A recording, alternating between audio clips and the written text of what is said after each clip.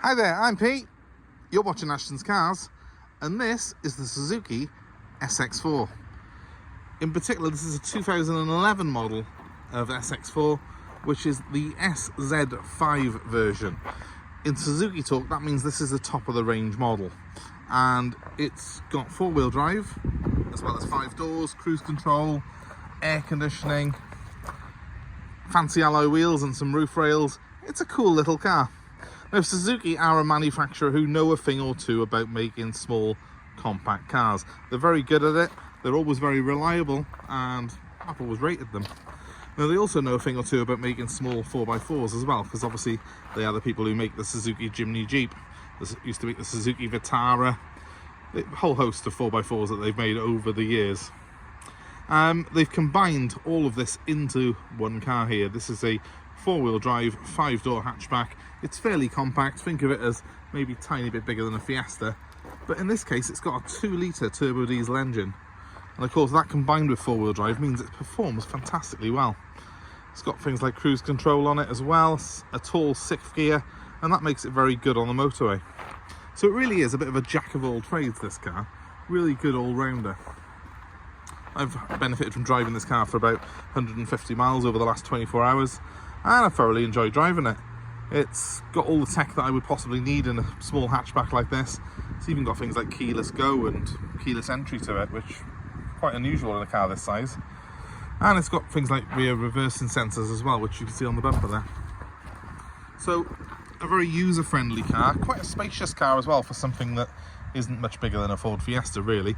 And this particular one's done 127,000 miles, and it's been very, very well looked after by its previous owners. I've got receipts, bulging pack of receipts for it.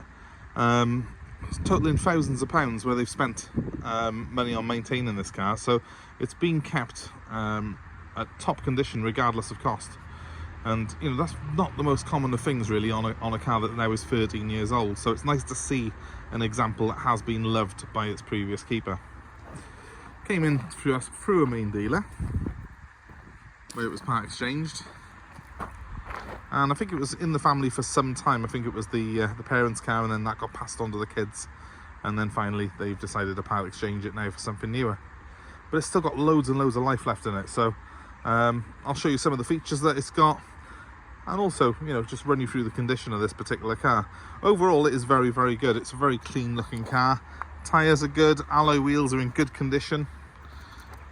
Other than very small stone chips like this, there's nothing really to report.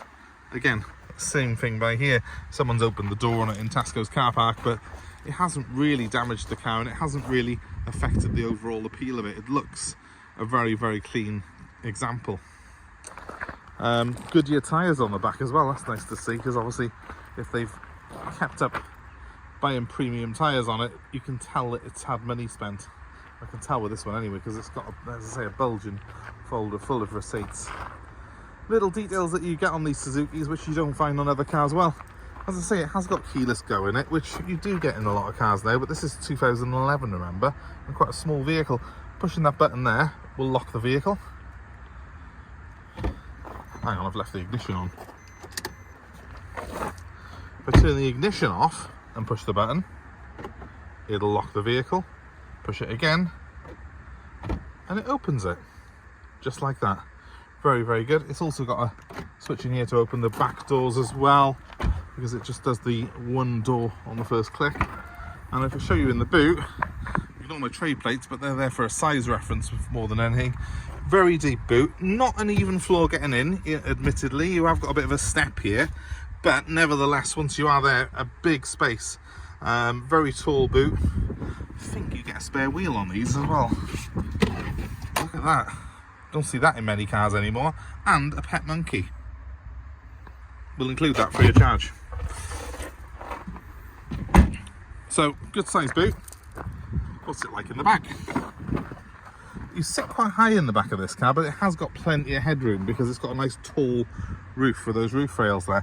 You've got 5 seats. It's reasonably spacious. I would say really about on par with the new Fiesta, or the newer Fiestas that you see.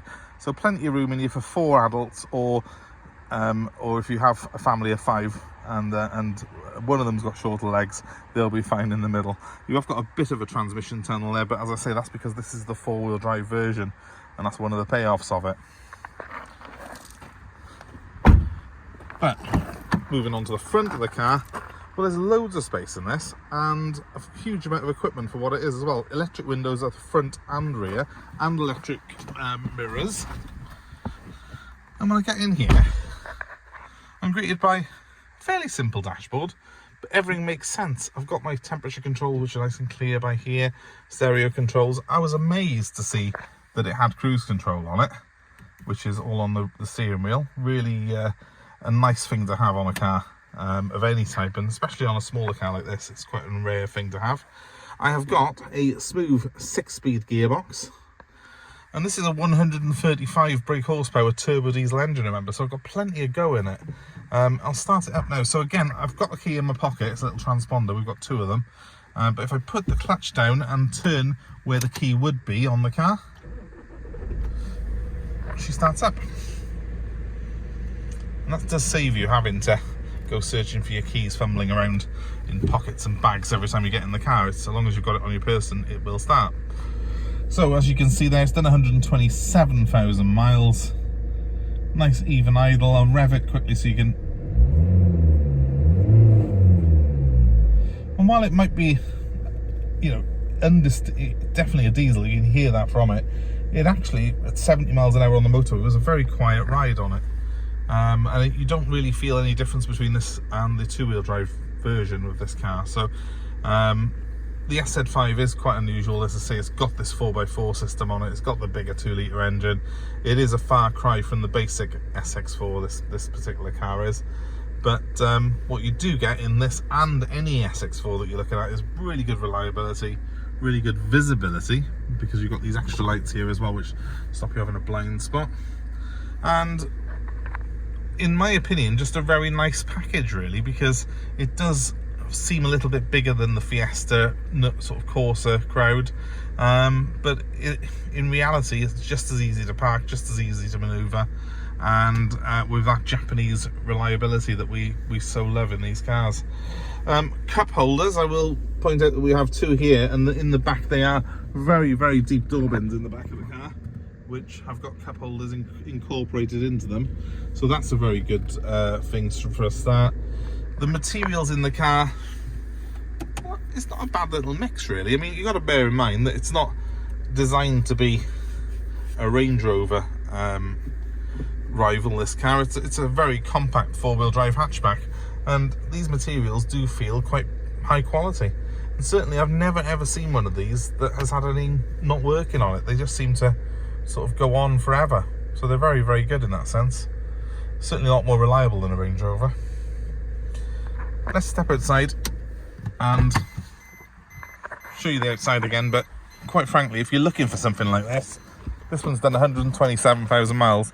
It's clearly been someone's pride and joy, this car has, and it's a real credit to them, really. It's got the good tyres all round, it's got mud flaps on it, it's got that big folder of receipts.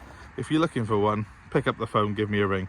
07932 873 646 is my number, and I'm happy to take part exchange. I'm also happy to arrange delivery of this car, or indeed any of the cars that we have here in stock, anywhere in the UK. So let us know where you are and we will work a deal out to suit you. And that number one more time is 07932 873 646. Thanks ever so much for watching. I hope it's been of interest to you. Personally, I love this little car, and when I see small cars like this that have been looked after really well by the previous owner, that does give me a bit more of a kick sometimes than even just, you know, a really high performance model that we're selling. It's just nice to see well looked after regular standard cars, and that's what this is. It's going to be a good car for someone, this. If you've enjoyed the channel, if you've enjoyed the video, thank you very much, and please feel free to subscribe to us, hit the notifications, and you'll be kept abreast of cars that we've got coming into stock here at Ashton's Cars. Thanks ever so much for watching, guys. Please feel free to comment below, let me know your experience of the Suzuki SX4 and indeed any Suzuki models, because I think that they are really an unsung hero at times. Suzuki build some fantastic cars, and I've had nothing but positive experiences with the brand as a whole. So let us know your experiences below, and I hope to see you very soon here at Ashton's Cars. Thanks very much for watching, guys. Have a good day.